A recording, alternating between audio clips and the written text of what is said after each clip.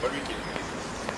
Il n'y a pas de souci. On me dit, là ça est dans la voiture, il n'y a pas de souci. Pendant 3 ans, la même photo.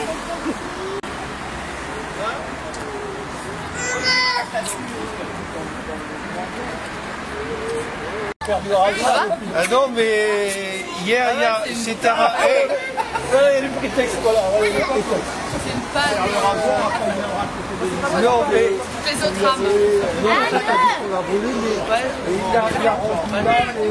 Non, en fait, ça on l'a donné une fois au 1er mai, j'ai défilé.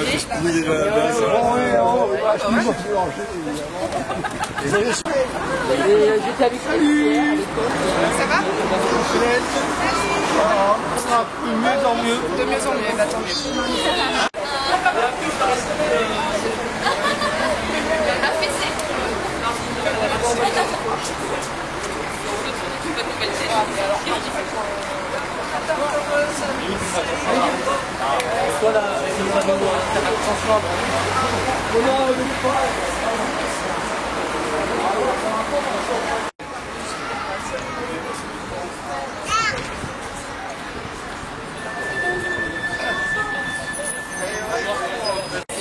Insoumise à Tourcoing. Hier, on a fait une magnifique déambulation à Marc-en-Barœul, donc qui fait aussi partie de la 9e circonscription.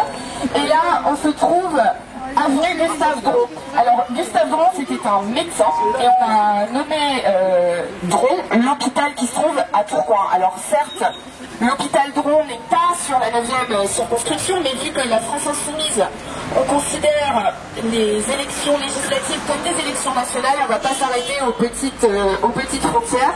Et c'est pour ça qu'on va parler de la situation à l'hôpital Dron, parce qu'il faut savoir que l'hôpital donc de Tourcoing a été prévu pour 35 000 entrées par an, mais c'est plus de 50 000 malades qui sont accueillis tous les ans. Alors on nous martèle depuis 30 ans que c'est la crise, qu'il n'y a pas d'argent, et pourtant on n'a jamais eu autant de personnes milliardaires en France en 2017. Dans les salles d'attente, on ne respecte plus une personne. Dans l'avenir en commun, notre programme, nous défendons les positions suivantes. D'abord, une population heureuse et en bonne santé coûte moins cher qu'une population malade.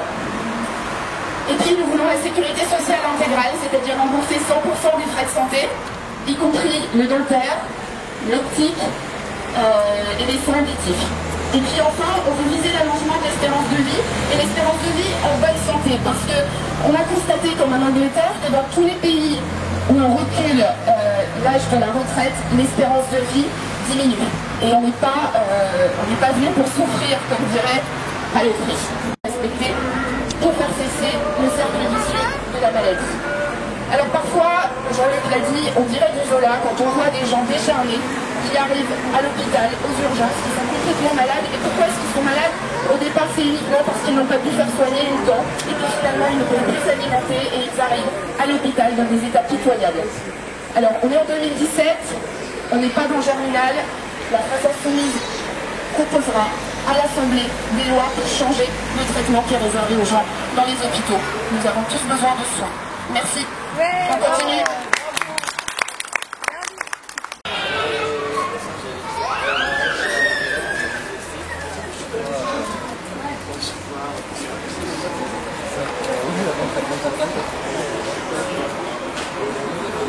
Et heureusement, je savais rien parce que...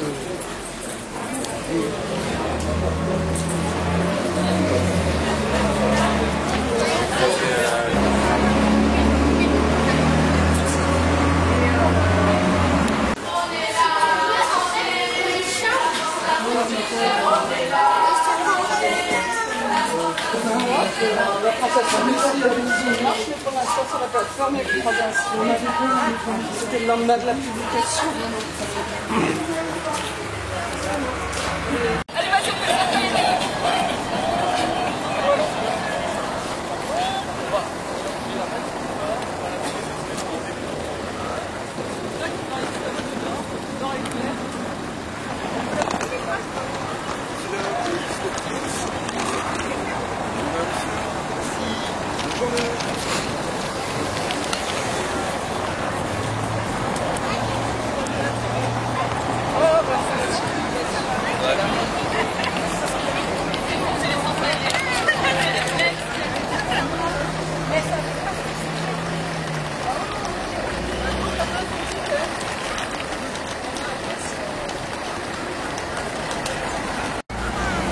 pense qu'on est des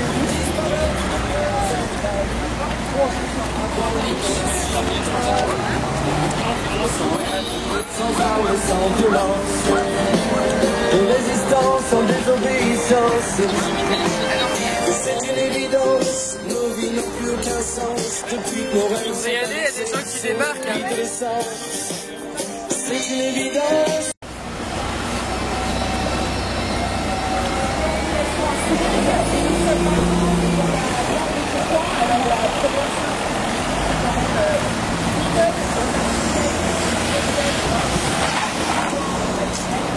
Souvent beaucoup trop cher pour que j'aille rendre visite à ma famille à Lyon, parce que 300 € l'aller-retour pour un week-end, bah, tout le monde ne peut pas le payer. Et bien si vous habitez à Lille et que vous voulez prendre le Ouigo, donc le Ouigo on vous le vend comme départ de Lille, sauf qu'en fait vous allez devoir faire 30 minutes de métro, vous allez devoir faire la queue comme les gens là-bas qui sortent. Et puis, ni dans les Ouigo, ni dans ce qu'on appelle les bus Macron, vous ne pouvez pas y accéder si vous n'avez pas de carte bleue. Il faut quand même savoir que la carte bleue, tout le monde n'en a pas. Il y a des gens qui se retrouvent complètement exclus des transports. Et puis, il n'y a pas de guichet, tout se passe sur Internet. Il faut aussi parler de la précarité numérique. Tout le monde n'a pas un ordinateur, tout le monde n'a pas accès à Internet. Et les transports restent très difficilement accessibles pour ces personnes-là. Également, à bord des trains, à bord des bus, les Ouigo et les Ouibus, il y a très peu de personnel. Le chauffeur de bus fait par exemple l'accueil, le compostage des billets, etc. Et la seule raison pour laquelle on a inventé ces moyens de transport, c'est la pseudo-austérité, comme on le sait. Alors qu'on l'a dit il y a 5 minutes, on n'a jamais été aussi riche en France. Donc, on nous ment un petit peu quand même en nous disant qu'il faut toujours faire des économies, faire des économies, faire des économies. Et pour stopper aussi ce qu'on appelle les déplacements transversaux en renforçant le tissu des transports dans la métropole lilloise. Par exemple, on est ici à Tourcoing. Si je veux aller à Collier, je suis obligé de passer par la gare Lille-Flandre. On est obligé on n'y en a pas la possibilité de faire des déplacements transversaux. Et puis les transports gratuits, qu'on ne nous dise pas que c'est pas possible, ça se fait à Aubagne, ça se fait dans 30 autres municipalités de France et à Dunkerque. Là aujourd'hui, si vous y allez, vous pouvez prendre les bus gratuitement, comme tous les week-ends. Donc on pense vraiment qu'il faut changer le système de transport en France. Alors là, on a parlé du transport de personnes, mais il y a aussi le fret, puisque la France et particulièrement le Nord, avec sa proximité avec l'Angleterre, avec l'Allemagne, avec la Belgique, c'est une véritable plaque tournante pour les camions. Donc on a systématiquement des camions sur les routes, et pour le dire très simplement, nous ce qu'on veut faire, c'est mettre les camions sur des trains. Tous les camions qui devraient traverser la France, on les met sur des trains, on redynamise aussi les gares. Et pour cela, on va introduire, si on est élu, une taxe carbone sur le transport de marchandises. Parce que c'est quand même fou quand on y réfléchit que nos vaches qu'on va manger en steak, qu'on nous propose comme de la vache française, soient élevées en France, soient tuées en Hollande, transformées en Pologne, assaisonnées en Irlande, et puis ramenées au supermarché du coin. Et j'en profite pour une parenthèse et pour rappeler que nous sommes pour la sortie des protéines carnées. Voilà, donc on va continuer vers notre prochaine étape dans cette déambulation à Tourcoing.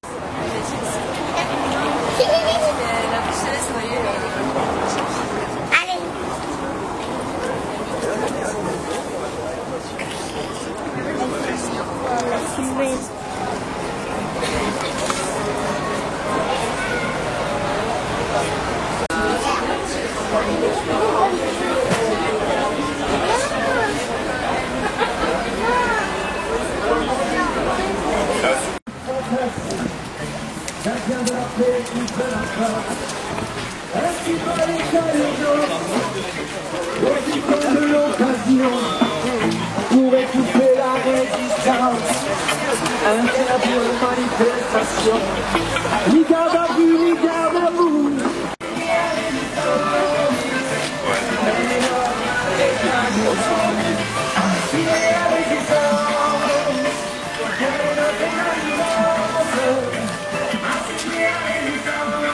Cette terre, femme sœur de cœur et de corps, nous tout ce que l'on veut, tout ce que l'on désire, aimer peu, et puis qu'on nous laisse sortir.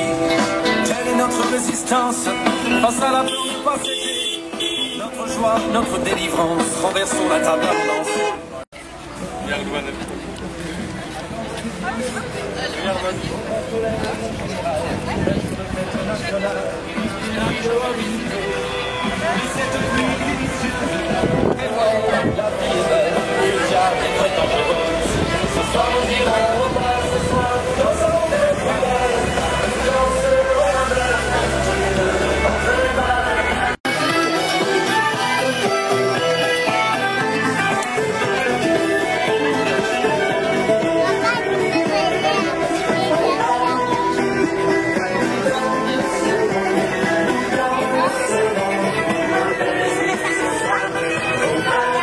Celui que tu pourchasses et qui a franchi ta frontière. Il y a le monde, celui qui sera utile. Ça va aller, hein?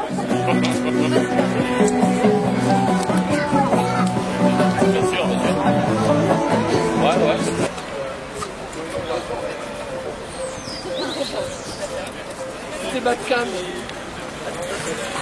Voilà.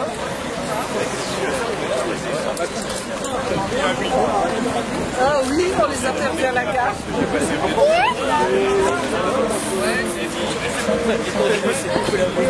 Ça, c'était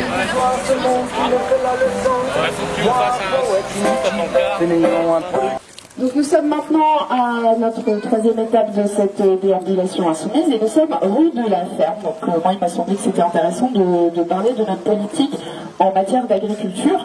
Et dans l'avenir en commun, donc notre programme, notre volonté est de sortir du modèle industriel de l'agriculture pour donner sa place à l'agriculture paysanne. L'agriculture paysanne, c'est pas un retour en arrière où on se met à travailler à la main à l'ancienne, hein, on ne préconise pas de revenir comme il y a 200 ou 300 ans. Par contre, on veut en finir avec la ferme des 1000 vaches, parce que la ferme des 1000 vaches, elle va se transformer en ferme des 10 000 vaches, en ferme des 100 000 vaches, et où est-ce qu'on s'arrête? Je pense qu'il faudrait qu'on s'arrête dès maintenant, parce que là, ce qu'on est en train de faire, c'est de générer des désastres à la chaîne, dans l'agriculture. Notamment avec les pesticides. Alors les pesticides, ils polluent nos assiettes, mais ils polluent aussi les sols et ils ruinent complètement l'environnement. C'est-à-dire qu'on rend la terre inutile. Et puis les pesticides dans nos assiettes, ils nous empoisonnent, donc ça affecte à la fois notre morale et notre capacité à travailler. Donc finalement, on mange pas bien. On se retrouve malade, on rentre dans un cercle complètement vicieux et comme on est malade, on peut moins bien travailler, on gagne moins bien sa vie, on mange de plus en plus mal et on est dans un cercle vicieux de la galère qui prend complètement racine dans notre assiette en fait. Alors, on va remplacer ces cercles vicieux dont je parle depuis tout à l'heure par des cercles vertueux et notamment, là on a plein d'enfants et ce qu'on vous propose les enfants, c'est de vous donner à manger du 100% bio et local à la cantine gratuitement. Parce que les enfants, enfin moi j'ai travaillé à Roubaix, je l'ai vu, il y a beaucoup d'enfants dans les collèges, dans les écoles, pour qui le seul repas de la journée, c'est le repas de midi à la cantine. Et quand ils mangent des trucs tout prêts qui arrivent livrés en camion, qui sont de mauvaise qualité, on ne peut pas grandir, on ne peut pas se construire, être en bonne santé, en vivant dans des conditions pareilles. Et puis, notre cercle vertueux, on va aussi le faire en créant des emplois dans l'agriculture, parce que faire du bio et faire de la nourriture de qualité locale, ça implique de ne pas ramener des tomates d'Espagne par camion. Et donc on veut créer 300 000 emplois dans l'agriculture. Alors souvent sur les porte-à-porte et tractages, vous l'avez déjà entendu, j'en suis sûre, on nous dit mais le bio c'est trop cher. Et notre réponse, la réponse qu'on peut apporter à ça, c'est qu'il faut payer le juste prix pour que les producteurs soient rémunérés correctement, parce que les fermiers, les fermières, actuellement, il y a quand même un énorme taux de suicide qui est inacceptable. Et on veut aussi supprimer les intermédiaires qui sont complètement inutiles en relocalisant la production. Et je vais vous faire une petite pub, je ne suis pas très pour la pub, mais le court-circuit existe à Tourcoing. Il y a des antennes à Lille, à Vendrochy, un petit peu partout dans le Nord-Pas-de-Calais. Ça vous permet de passer directement votre commande auprès du producteur et ils font quasiment tous les aliments. Et puis, ce qu'il faut dire aussi sur le bio, c'est que c'est le bio qui doit devenir la norme, absolument. C'est-à-dire que c'est pas le bio qui devrait être étiqueté comme un produit de luxe ou quelque chose comme ça, c'est le reste qui devrait être étiqueté comme provenant d'une agriculture polluante et nocive pour l'organisme, pour la société, pour la terre, pour les animaux. C'est-à-dire que l'agriculture, c'est vraiment au centre de tout. On mange tous les jours si on en a les moyens, et donc ça nous concerne directement. Voilà, donc nous, ce qu'on veut, c'est vraiment défendre le modèle d'agriculture paysanne de notre temps, de 2017. Merci.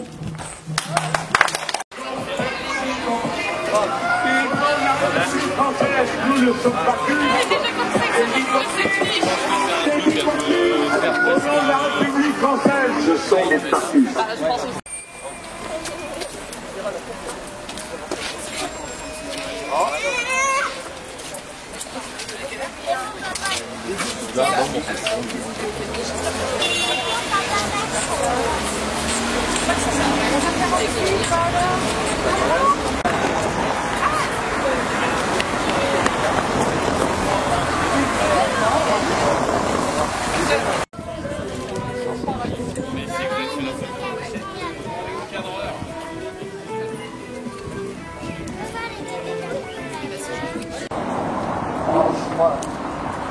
Ici on se trouve devant le pont hydraulique au quai de Marseille. Le quai de Marseille a été tracé entre 1886 et 1890.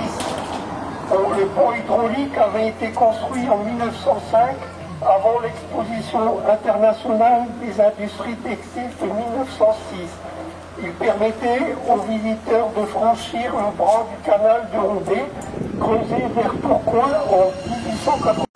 Et ça a été fait aux usines de fibres. Il fut détruit le 16 octobre 1918 par les Allemands, reconstruit en 1920. Son système de levage fut électrifié en 1926. Réhabilité en 1994 et 1995, il garde sa silhouette d'origine, mais son système n'est plus fonctionnel. Bravo. C'est vrai que, donc j'ai la parole, c'est vrai que le pont a été fait par rapport aux trucs des industries textiles. C'est vrai que vers l'époque, sur Roubaix-Tourcoing, au 19e siècle, il y avait pas mal d'entreprises textiles. Il n'y avait pas un quartier de la ville, il n'y avait pas une ou deux entreprises. Bon, ça employait de la main-d'œuvre. Parce qu'il faut savoir qu'à Tourcoing, au début du 19e siècle, la ville n'avait pas beaucoup d'habitants. Et après, par la suite, avec les gens qui sont venus travailler dans le textile, ça a permis que la ville soit un peu plus grande. Mais c'est vrai qu'il ne faut pas oublier aussi les conditions de travail de l'époque. Bon, c'est vrai qu'avant, on employait les jeunes jusqu'à 8 ou 10 ans, ils travaillaient dans les entreprises textiles. On les employait surtout en dessous des machines de tissage et des filatures parce que ça permettait, ils étaient plus agiles pour renouer les nœuds en cas que ça cassait par rapport à un adulte qui a des mains beaucoup plus grosses. Bon, après, il faut voir aussi la question des conditions de travail de l'époque. Parce qu'il faut se dire que dans l'industrie textile, surtout la filature, la laine, pour qu'elle soit bien travaillée, elle doit être humidifiée. Donc ça veut dire que la main-d'œuvre, ils travaillaient toujours dans l'humidité et tout ça. Les conditions de travail, les salaires très bas. C'est vrai qu'il y a eu pas mal de grèves et tout ça à l'époque. Voilà. Jean-Louis a conclu en parlant des grèves et je vais donc rajouter juste 2-3 éléments du programme L'avenir en commun qui concerne l'industrie. Notre idée dans notre programme, c'est donc d'empêcher les licenciements boursiers et d'abroger la loi travail. Jean-Louis et moi, on a participé à toutes les grèves contre la loi El Khomri l'an dernier parce que, comme vous tous, on a reconnu le danger sous-jacent des termes comme flexibilité, comme ubérisation. Et on peut prendre l'exemple de la Voix du Nord, par exemple, puisqu'on avait une journaliste avec nous il y a une demi-heure. Ils ont supprimé là 132 postes. Pas parce qu'ils perdent de l'argent, mais en prévision de l'argent qu'ils pourraient perdre. Et ça a été permis à cause de la loi El Khomri. Et la loi El Khomri, je vous rappelle, ça a quand même été fait par un gouvernement qui se revendique de gauche. Alors,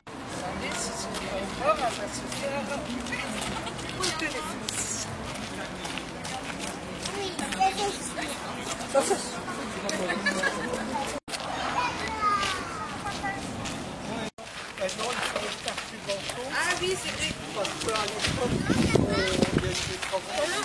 D'accord. Ouais. Donc ils ont sorti les gens et les Pas bien aussi celle-là. Alors, je rajoute donc cette prise de parole improvisée parce que là, il m'est venu à l'esprit en voyant les gens qui sont en train de pêcher au bord du canal. Je voulais dire qu'on est dimanche et que le dimanche, c'est censé être un jour de repos.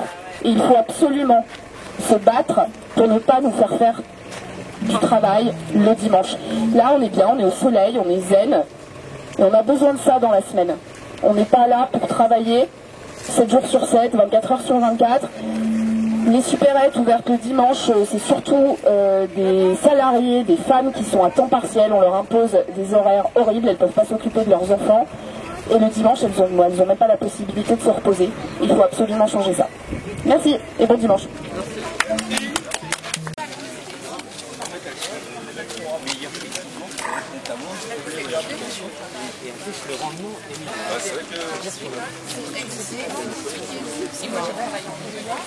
Quand les gamins avaient comme ça.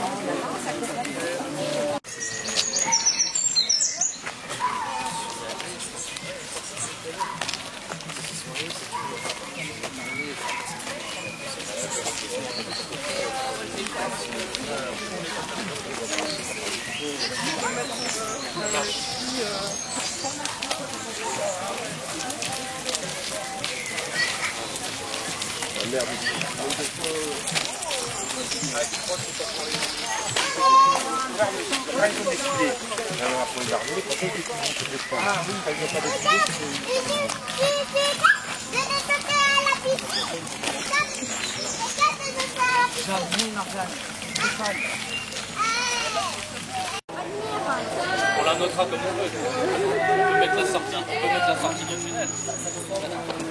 Comment tu le vois? Si on voit un jour, c'est l'entrée. Si on voit un visage, c'est la sortie.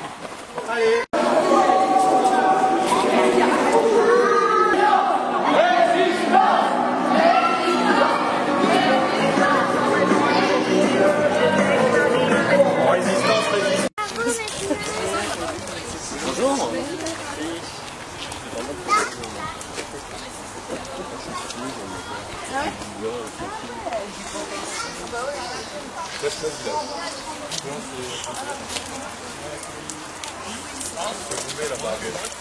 Ah d'accord, là ça va. D'abord on va vers Wascan et du coup en fait c'est l'embrassement des trois en bas. Donc au Roubaix, on a...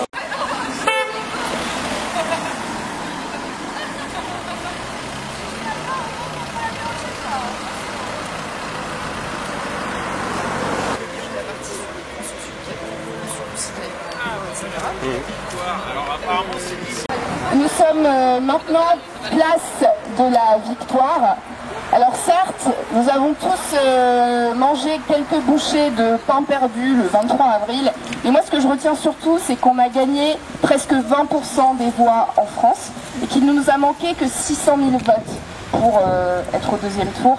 Et pour nous c'est une énorme victoire. Parce qu'on est un mouvement très jeune, finalement il a été lancé il y a un peu plus d'un an par Jean-Luc Mélenchon. Et ce que nous visons maintenant, ce sont des victoires dans un maximum de circonscriptions de France. Parce que les élections législatives, pour nous, elles sont essentielles. Parce qu'il faut quand même savoir qu'à partir de 15 députés insoumises et insoumis, on peut créer une commission d'enquête parlementaire. Avec 58 députés, on peut lancer une motion de censure. Et à partir de 289 députés, on gouverne le pays. Alors, on va tout faire pour porter à l'Assemblée des députés insoumises et insoumis qui voteront des lois qui vont s'appliquer dans tout le pays. C'est ce que je vous disais tout à l'heure, les législatives, ce ne sont pas des élections locales, c'est vraiment pour changer le quotidien de tous les Français et toutes les Françaises. Alors moi je rencontre souvent des gens désabusés dans les porte-à-porte et les tractages qui me disent que les politiques c'est tous les mêmes, c'est tous des pourris. Et c'est vrai que depuis 30 ans, ils nous disent c'est la crise, c'est l'austérité continue, c'est le pic de pollution perpétuel. Mais nous, Jean-Louis et moi, on n'est pas des professionnels de la politique, mes amis là ne sont pas non plus des professionnels de la politique, on est simplement des citoyennes et des citoyens et on est engagés autour d'un programme, l'avenir en commun. Et c'est la seule chose qui compte pour nous, c'est qu'on fasse avancer ces idées, qu'on fasse voter des lois qui permettront des jours heureux pour tout le peuple français dans son entièreté. Voter pour la France insoumise, c'est voter pour des porte-paroles de l'avenir en commun, qui refuseront les privilèges, qui refuseront les lobbies, les tambouilles, les magouilles, et qui lutteront contre les politiques néolibérales, ultralibérales du gouvernement, qui est le gouvernement de la finance. Et puis vous le savez, à la France insoumise, on lâche rien. On est là, on est la France insoumise, on est là, on est la France insoumise, on est là, on est la France insoumise, on est là, on est la France insoumise, on est là, on est la France insoumise, on est là, on est la France insoumise, on est là, on est la France insoumise. Merci à tous, merci à tous, bravo.